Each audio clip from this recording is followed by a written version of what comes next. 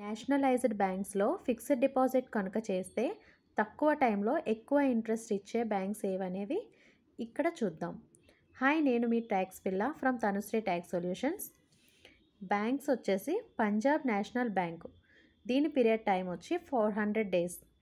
Indian bank 400 days. Union bank 399 days. Bank of Baroda 2 years 1 day. ఈ బ్యాంక్స్లో కనుక fixed deposit చేస్తే రెగ్యులర్గా 7.25%, సీనియర్ సిటిజన్స్కి 7.75% ఇంట్రెస్ట్ అనేది ఈ బ్యాంక్స్ ఇస్తున్నాయి.